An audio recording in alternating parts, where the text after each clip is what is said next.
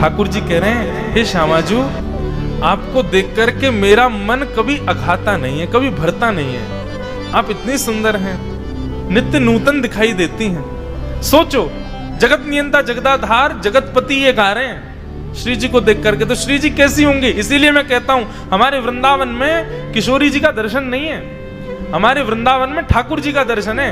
बगल में किशोरी जी बैठी हैं, लेकिन घूंघट करके बैठी हैं, घूंघट में बैठी हैं। क्यों? अरे भाई, जिनको देख करके त्रिलोकीनाथ की ये दशा हो जाती है, हमारी क्या ही हालत होगी उनको देख करके। इसीलिए ठाकुर जी ने कहा कि देखो, यहां जीवात्मा अपने कर्म बंधन में बंध करके, प्रारब्ध में बंध करके मृत्यु को प्राप्त हो, अच्छा है। कहीं ऐसा ना हो कि वृंदावन जो है वो ऐसा हो जाए कि जो वृंदावन आता है श्री जी को देख लेता है, प्राण त्याग देता है। ये शुद्ध वृंदावन है, कहीं मरघटा ना बन जाए। हे श्यामाजू, आपके रूप को देखने की सामर्थ्य इन लोगों में नहीं है, इसलिए आप तो घूंघट में ही विराजो। ये सामान्य बात नहीं है, सोच के विचार करके देखो। स्वयं ठाकुर जी जिनके रूप पर इतने आसक्त रहते हैं। वदन बिलोकत मैं ना अघात, वदन बिलोकत मैं ना अघात। और पल ना लगे, पल रहे थकित हुए, पल ना लगे, पल रहे थकित है। डग डग भरी चलो न जात, बदन बिलोकत में ना अघात। ठाकुर जी कह रहे हैं, जिस क्षण श्यामाजू आप मेरे सामने होती है ना, उस क्षण मुझको लगता है कि क्षण इसी समय थक करके यहीं रुक जाए। ये क्षण थकता क्यों नहीं है, ये आगे क्यों बढ़ जाता है, ये क्षण यहीं स्तब्ध हो जाए। क्यों? क्योंकि जब आपके दर्शन के पश्चात पुनः मुझे नंद भवन जाना होता है ना, तो मेरी स्थिति क्या हो जाती है? बोले, डग डग भरी चलो न जात, मुझ पर चला नहीं जाता है। ये श्याम सुंदर कह रहे हैं, हमारे वृंदावन में कहते हैं, जब देखी वृषभानु जा, ये विच उठी हूक, वंशी रह गई हाथ में, फिर ना लागी फूंक। ठाकुर जी उमड़ घुमड़ के वंशी बजा रहे, लेकिन जैसे ही किशोरी जी सामने आई ना, हवाई मारते रह गए, कोई स्वर निकल ही नहीं पाया। ऐसी हमारी श्यामाजू, उनका रूप इतना सुंदर है। आहा, तुरंत किशोरी जी के गले में गलवैयां डाल करके ठाकुर जी कह रहे हैं, दो दोन के प्राण जीवन धन, दो दोन के प्राण जीवन धन, छिन बिछुरे ना सुहात, वदन बिलोकत में ना अघात। एक रंग रंगी रहे रंगीले, एक रंग रंगे रहे रंगीले, एक प्राण दो गात, एक प्राण दो गात। हमारे वृंदावन में ऐसा भाव है महाराज जी कि श्री बिहारी जी, श्री राधा वल्लभ जी, राधा रमन जी अकेले आपको ठाकुर जी दिख रहे हैं, पर वो अकेले नहीं है। सिर से लेकर के और पैर तक जो बाम अंग है ना, नासिका से इधर का ये नेत्र हो गए, इधर के ओष्ठ हो गए, इधर की नासिका, इधर के कान, इधर की ग्रीवा, इधर का वक्ष, इधर का उदर, इधर के चरण, ये श्री जी हैं।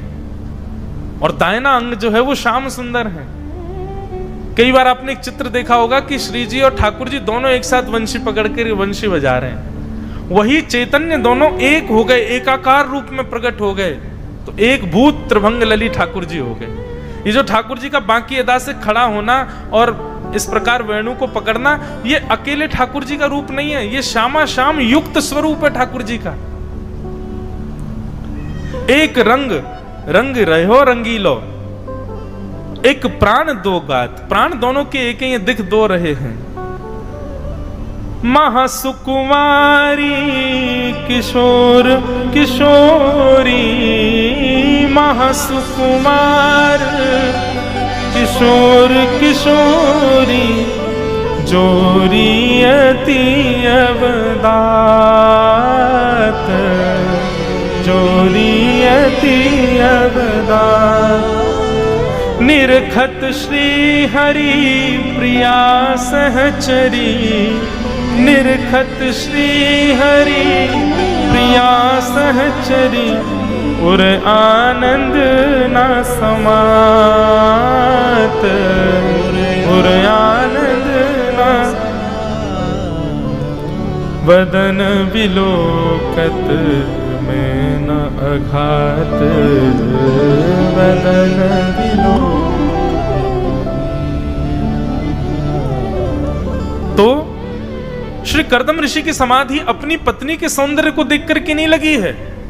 वे ऋषि हैं, वे ये विचार कर रहे हैं ये इतनी सुंदर है, स्वर्ग की अप्सराएं कितनी सुंदर होंगी, वो अप्सराएं उर्वशी पर मोहित रहती, उर्वशी कितनी सुंदर होगी, उर्वशी लक्ष्मी पर मोहित रहती, लक्ष्मी कितनी सुंदर होंगी, लक्ष्मी सदा ब्रज की गोपांगनाओं को सराहना करती रहती, कितनी सुंदर गोपियां, और वो गोपियां जिन कृष्ण पर लालित रहती वो कृष्ण कितने सुंदर होंगे। और ऐसे कृष्ण जब कहते हैं वदन विलोकत में ना अघात, ऐसी किशोरी जी कितनी सुंदर होंगी, श्यामा जी कितनी सुंदर होंगी। और इसी विचार में 60 वर्षों की समाधि में गए विवाह के पश्चात कर्दम ऋषि। समाधिस्थ रहे 60 वर्षों तक। आज के बाद बंधुओं प्रयास कीजिए, संसार की किसी भी सुंदर वस्तु या आकर्षक वस्तु को सोचो, देखो ना, और उसके प्रति मन जा रहा हो। अब देखो यह भी एक तरीका है पाप से बचने का। मन किसी भाव के प्रति जा रहा हो, तुरंत मन में यह भाव रखो, मेरा मन इस सामान्य सी वस्तु पर रीझ रहा है। सोचो ये ठाकुर जी की संबंधी वस्तु होती तो कैसा होता। ये सामान्य से व्यक्ति मुझको इतने बढ़िया लग रहे हैं, ठाकुर जी कैसे होंगे। ये सामान्य भोजन मुझे इतना बढ़िया लगता है, ठाकुर जी का अधरामृत कैसा होगा। ऐसा भावना आप चित्त में लाना प्रयास करो। कर्दम ऋषि समाधिस्थ हुए। 60 वर्षों बाद जब कर्दम ऋषि की आंख खुली तो आगे बिना दांत वाली अम्मा बैठी थी। कर्दम ऋषि तो प्रणाम बोले, जय हो मैया, मेरा अभी अभी ब्याह हुआ था, मेरी सुंदर सुकुमारी देवहूति पत्नी, आपने उसको कहीं देखा। देवहूति मैया उल्टा प्रणाम करके बोली, मैं ही हूं। बोले ये क्या हुआ आपको। बोले आप ब्याह करते ही समाधि में चले जाओगे तो फिर क्या, अब 1 आध 2 साल की समाधि नहीं, 60 वर्ष बाद समाधि से उठे हो आप।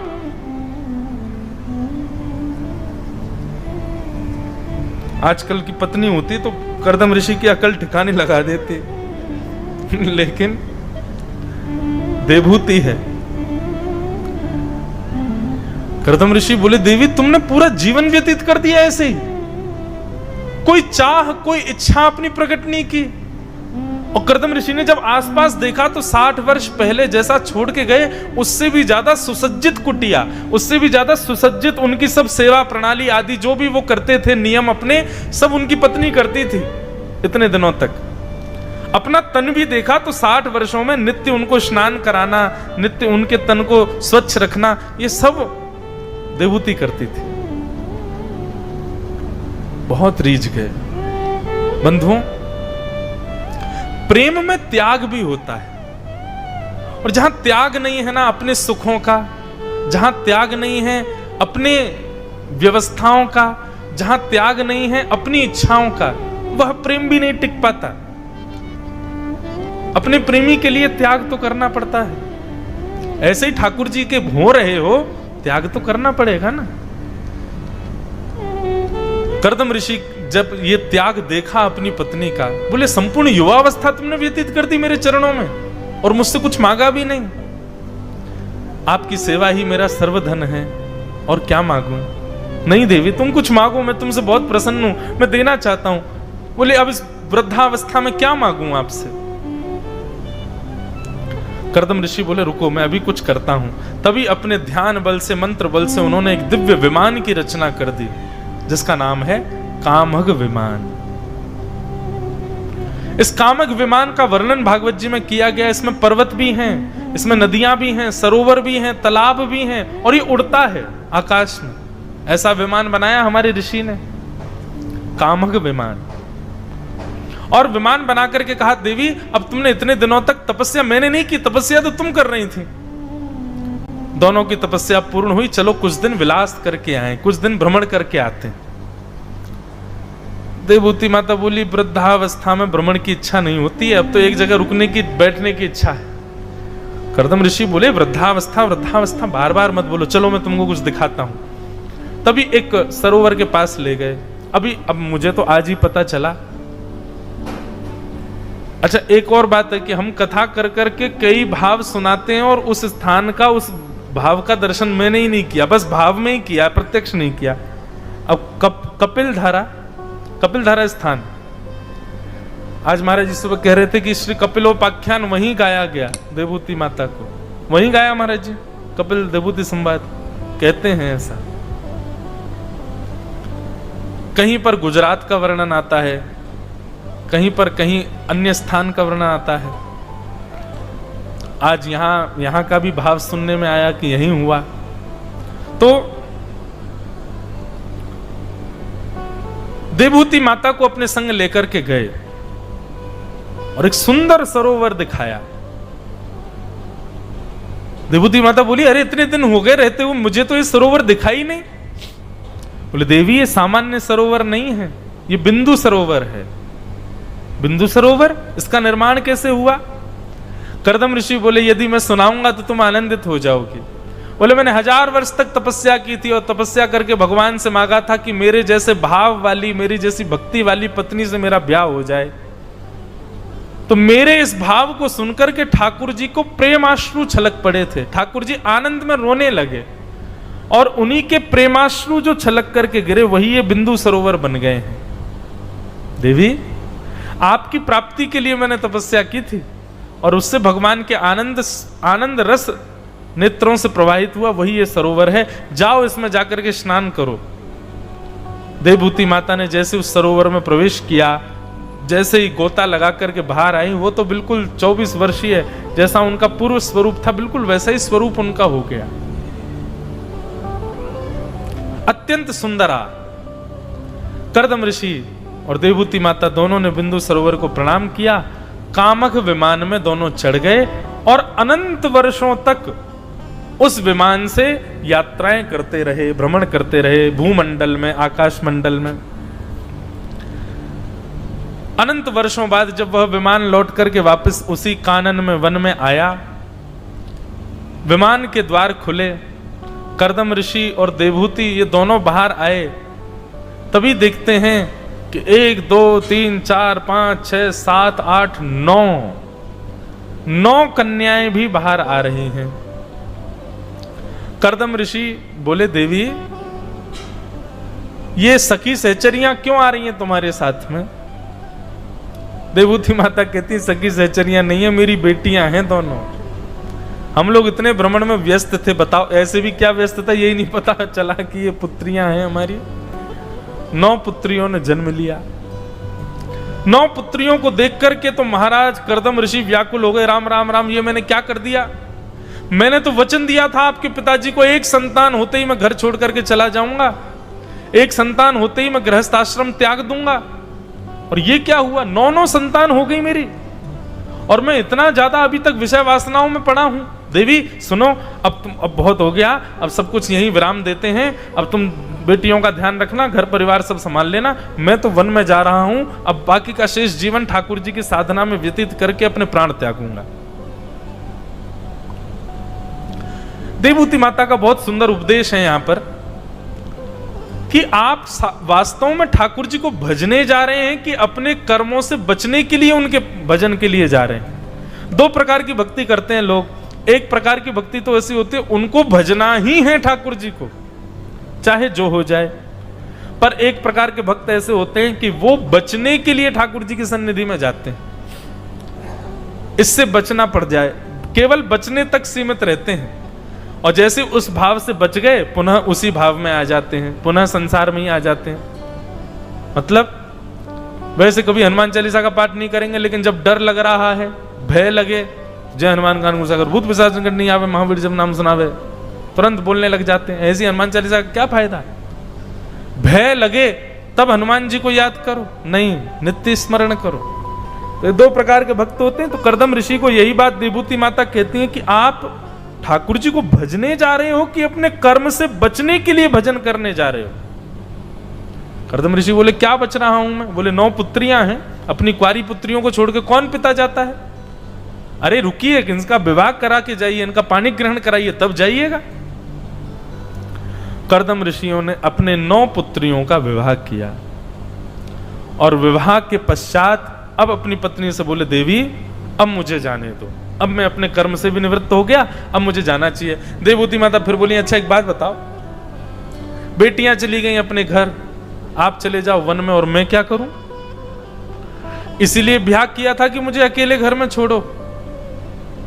बोले देवी अब मैं कर्म से नहीं भाग रहा हूं। बोले कर्म से नहीं भाग रहे हैं, लेकिन मेरी व्यवस्था भी तो करके जाइए। एक पुत्र यदि मुझे होता तो मैं पूरा जीवन उसके सहारे व्यतीत कर लेती। करदम ऋषि अपना सिर पकड़ के बैठे, बोले अरे देवी ये मैं कैसे भूल सकता हूं? ठाकुर जी ने मुझे वचन दिया था कि वो मेरे यहाँ संतान बन के आएंगे, मेरे यहाँ पुत्र बन करके आएंगे। ओहो, हमने आवाहन तो किया ही नहीं अभी। दोनों पति पत्नी ने मिलकर के ठाकुर जी का स्मरण किया, खूब भजन किया, खूब भक्ति करी और भगवत भाव चित्त वृत्ति मन में स्थापित करके श्री देवहूति माता का गर्भ धारण हुआ और देवहूति माता के गर्भ में साक्षात जगत नियंता जगदाधार भगवान श्री कपिल नारायण भगवान पधारे। बोलो कपिल नारायण भगवान की जय। भगवान कपिल का प्रादुर्भाव हुआ। प्रादुर्भाव का समय इतना सुंदर बताया, रिम झिम वर्षा हो रही है, सुगंधित पवन बह रही है, ब्रह्मा आदि देवता सब करताल बजा रहे हैं, देवी देवता आकाश से पुष्प वर्षा रहे हैं और तभी देवहूति माता के गर्भ से दिव्य तेज प्रकट हुआ और भगवान कपिल का प्रादुर्भाव हुआ। भगवान कपिल पधारे। कपिल भगवान का ज्यादा बाल्यकाल का वर्णन नहीं किया गया है, सीधे वे अपनी बाल्यावस्था से कुमार अवस्था के बीच में जा रहे हैं। पौगंड अवस्था चल रही है श्री कपिल भगवान की और उसी समय पिता करदम चरणों में जाकर के प्रणाम करते हैं और कहते हैं भगवान मैं जानता हूं आप साक्षात परमात्मा ही मेरे यहाँ पुत्र बन करके आए हो, मुझे आज्ञा दीजिए मैं वन में जाके आपका स्मरण भजन करूंगा। भगवान बोले आप निश्चित ही अब वन की ओर जा सकते हैं, मां का मैं ध्यान रखूंगा। करदम ऋषि वन को चले गए। सुंदर सुयोग दिवस था। देवहूति माता ने देखा कि एक वट वृक्ष के नीचे सुंदर तेजों में उनके पुत्र विराजे हैं, लेकिन देखते ही देखते अपने पुत्र में ही उनको साक्षात हरि का दर्शन होने लगा। जानती तो वो थी कि भगवान ही पधारे हैं। आज हरि को देखकर के वो आनंदित तो नित्य ही होती थी, पर आज उनके चित्त में भाव आया कि साक्षात हरि मेरे यहाँ पुत्र बन के आए हैं, क्यों ना मैं अपने जीवन के कुछ समाधान इनसे प्राप्त कर लूं। तुरंत देवहूति माता आई, माला पहना करके गले में तिलक किया, आरती करने लगी और प्रणाम करते हुए कहा वत्स अब थोड़ी देर के लिए विस्मृत हो जाओ कि मैं तुम्हारी मां हूं, तुम मेरे पुत्र हो, तुम साक्षात परमात्मा हो और मैं साक्षात जीवात्मा हूं। मेरे कुछ जीवन के संशय हैं, आप कृपा करके उनका निदान मुझको बताइए। कपिल भगवान नेत्र खोल करके प्रसन्न मुद्रा में बैठे हैं और देवहूति माता से कहते हैं मैया आज्ञा करो, क्या भाव जानना चाहती हैं आप? और यहां से देवहूति माता ने प्रश्न करना प्रारंभ किया। कपिल देवहूति संवाद प्रारंभ होता है। देवहूति माता का सबसे पहला प्रश्न, निर्वेणा नितराम भूमल असद इंद्रिय तर्षणा येन संभाव्यमानेन प्रपन्नान्धम तम प्रभु।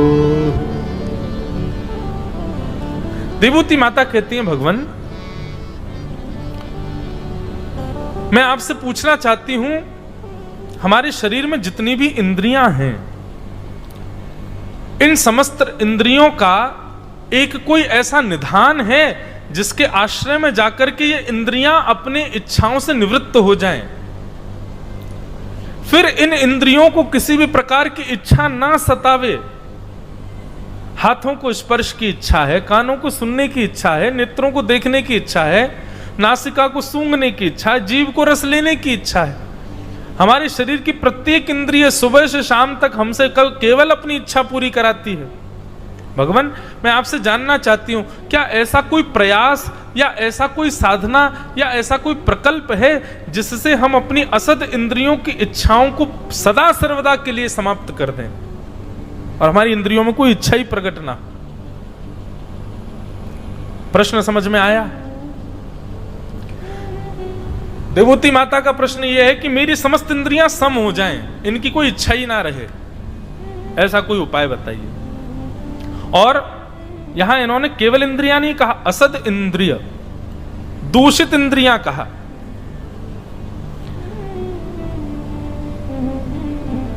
अपनी इच्छाओं को समाप्त करने की आज्ञा ले रही हैं। ठाकुर जी, ऐसा कोई उपाय बताओ जिससे मेरी इच्छाएं शांत हो जाएं, इच्छाएं सम हो जाएं। भगवान के चरणों में प्रणाम करते हुए कहती हैं कि तत्त्वागताहं शरणं शरण्यं स्वभृत्य संसार तरो कुठारं जिज्ञासयाहं प्रकृते पुरुषस्य नमामि सद्धर्म विदां वरिष्ठम्। हे ठाकुर जी, हम मानवों के चित्त में उत्पन्न होने वाले पाप, उत्पन्न होने वाली जिज्ञासा, उत्पन्न होने वाली अविद्याओं को नष्ट करने वाले आप एक कुठार के समान है, कुल्हाड़ी के समान है आपका ज्ञान।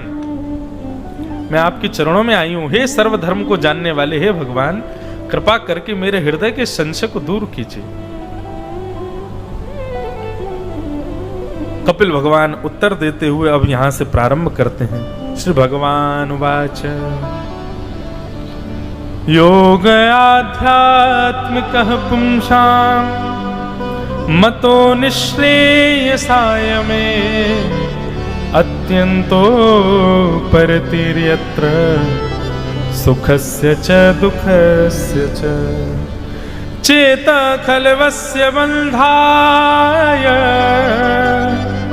रतं वा पुंसि मुक्तये गुणेषु शक्तं बन्धाय मुक्तये चात्मनो मतिम्। देवूती माता कहती हैं कि हे भगवान, आपका ज्ञान मेरे हृदय के विषाद रूपी लकड़ी को काटने के लिए कुल्हाड़ी के समान है। कृपा करके मेरे इस जिज्ञासा को दूर कीजिए, जिज्ञासा का समाधान बताइए। भगवान कपिल कहते हैं, मैया,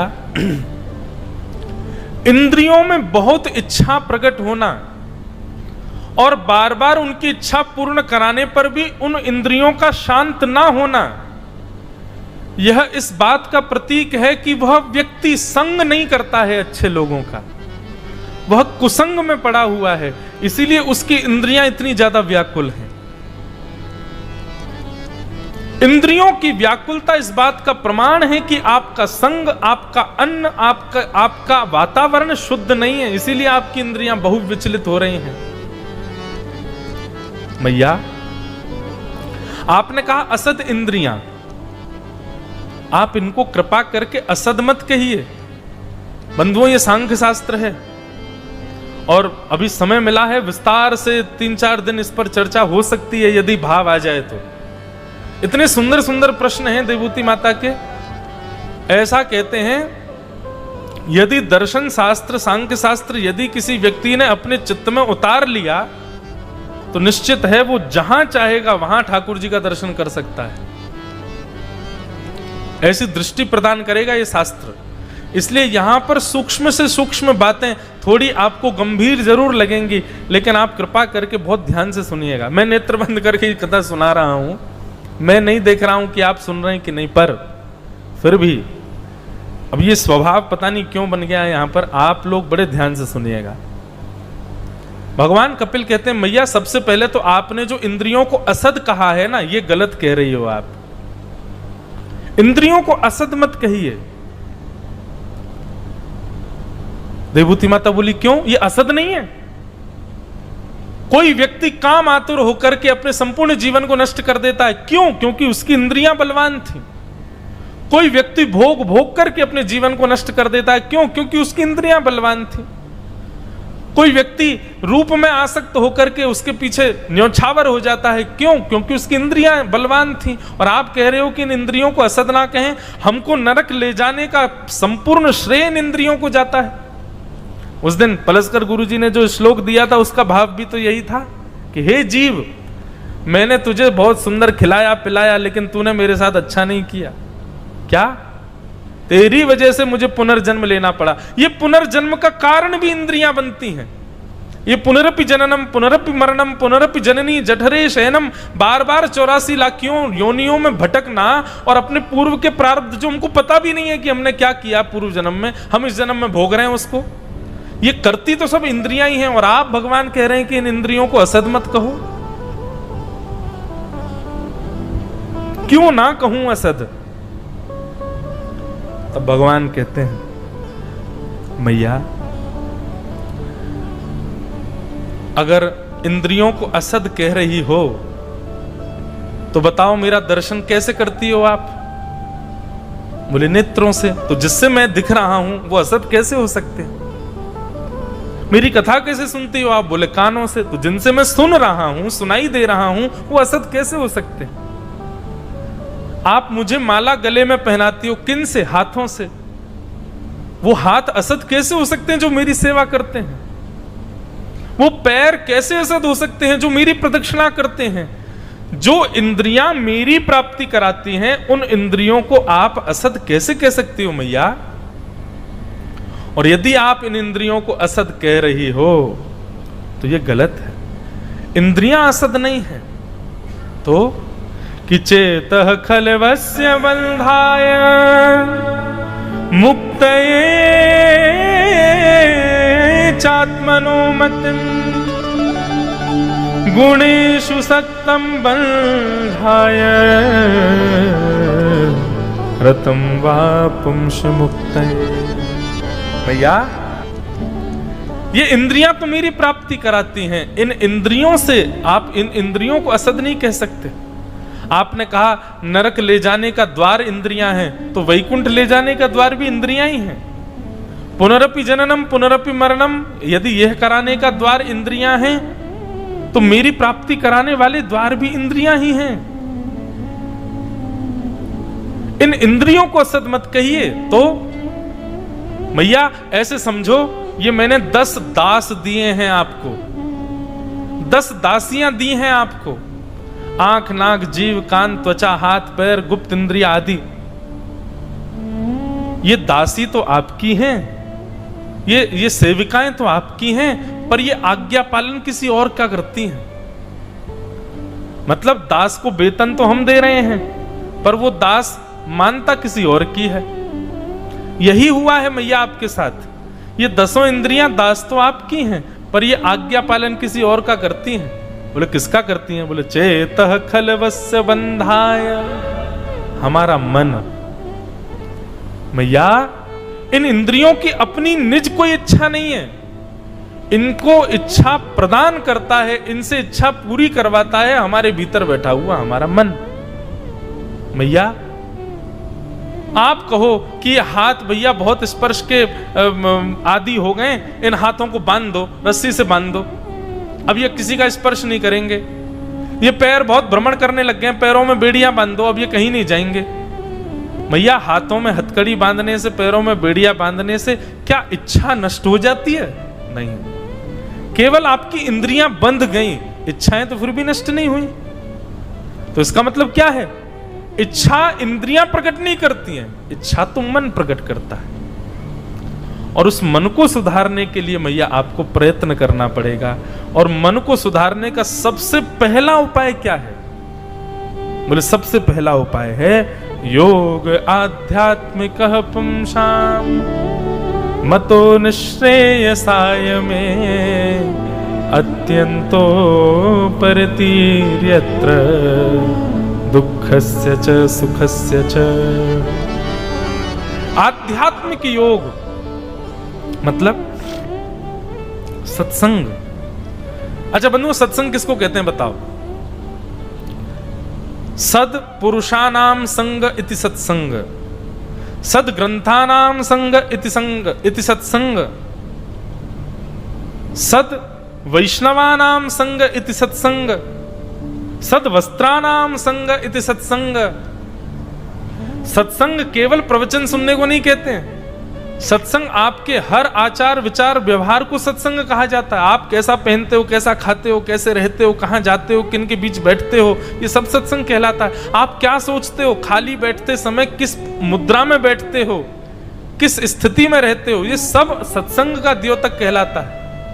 भैया अपना वातावरण यदि आध्यात्मिक आपने कर लिया तो धीरे धीरे धीरे, पहले तो मन तब भी विचलित रहेगा क्योंकि नया माहौल मिला है ना, लेकिन धीरे धीरे धीरे उस आध्यात्मिक माहौल में रहते रहते रहते रहते क्या होगा भैया, एक दिन आपका मन उसी के जैसा हो जाएगा।